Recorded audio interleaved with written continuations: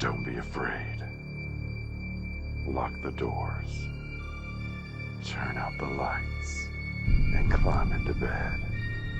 It's time for Hillbilly Dead Time Stories.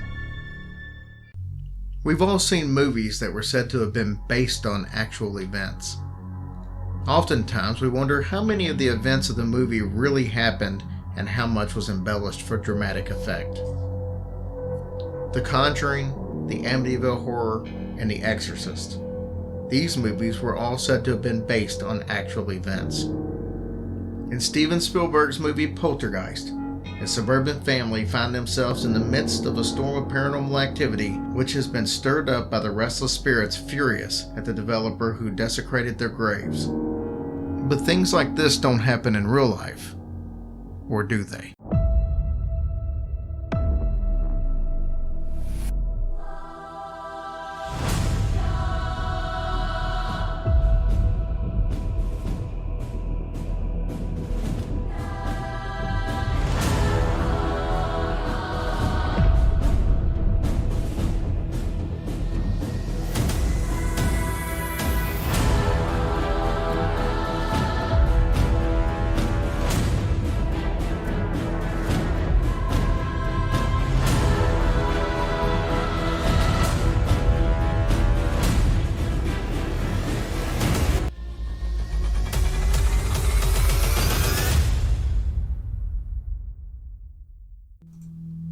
Houston, Texas was experiencing a major influx of new citizens in the 1980s.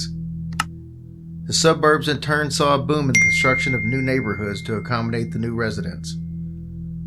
One of these was called the Newport subdivision, which was created just outside of Houston in Crosby, Texas. It was a charming upscale development with beautiful new homes and well-manicured lawns. It seemed absolutely perfect. However, looks can be deceiving. There were dark secrets and supernatural forces just under those finely manicured lawns. Sam and Judith Haney bought their dream home in the Newport subdivision in 1982. They were one of the very first residents to move in. Everything seemed absolutely perfect. That is, until they decided to have a swimming pool put in. Right as construction started, they received a visit from an elderly African-American gentleman by the name of Jasper Norton.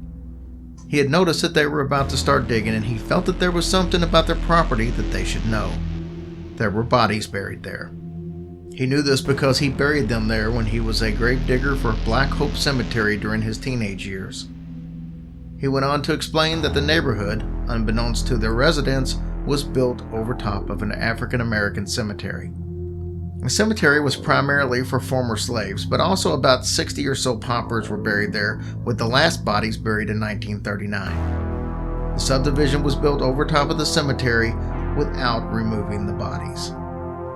Jasper walked around the yard with Mr. Haney and marked a few spots and then left. Sam wasn't sure if he believed the story, but picked up a shovel and began to dig on one of the marked spots. Shortly after, his shovel struck something wooden. Before the day was over, he had unearthed 2 wooden coffins with human remains inside. The Haneys alerted authorities, and through the county records, they discovered that the bodies were those of Betty and Charles Thomas, 2 freed slaves who died in the 1930s. The Haneys were devastated that they desecrated these 2 graves, and they promptly buried them back on their property. Unfortunately, this would be the start of paranormal activity in the entire subdivision. It started with the Haneys when their wall clock started glowing with a bright blue light and then started emitting sparks. What was even stranger was the fact that the clock was unplugged. They had a constant sensation of being watched and could hear the sliding patio door open and close on its own accord. Yet the most peculiar instance was when Judith couldn't find her red shoes. The couple looked everywhere only to find them on the freshly dug graves of Betty and Charles Thomas. This day, the Haneys would later find out, was Betty Thomas's birthday. Meanwhile, other families in the neighborhood started to experience strange phenomena. Jean and Ben Williams, the Haneys' neighbors, noticed that all of their flowers started to die off. There were also coffin-shaped sinkholes that would appear in their yard and reappear even after they were refilled in.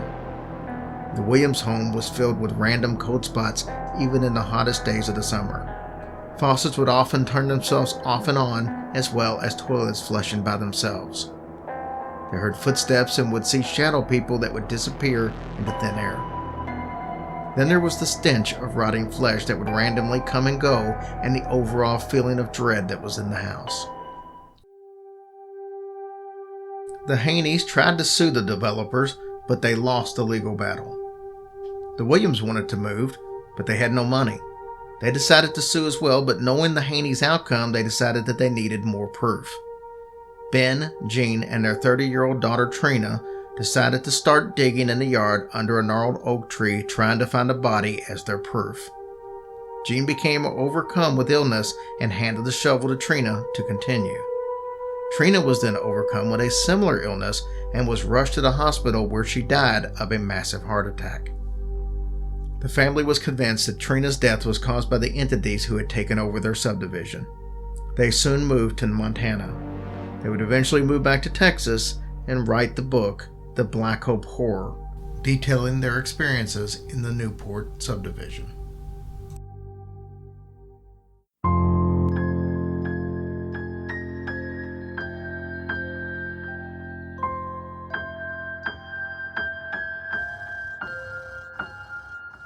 Hush, little baby, don't say a word, or Daddy has to fight off a zombie herd. And once that zombie herd is dead, Daddy has to hack off the devil's head. And if that devil's head gets hacked, Daddy has to hunt down a werewolf pack. And when that werewolf pack goes down, Daddy has to slaughter an evil clown.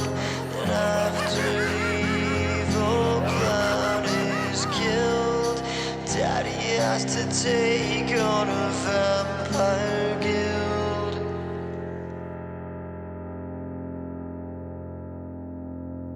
So hush, little baby, don't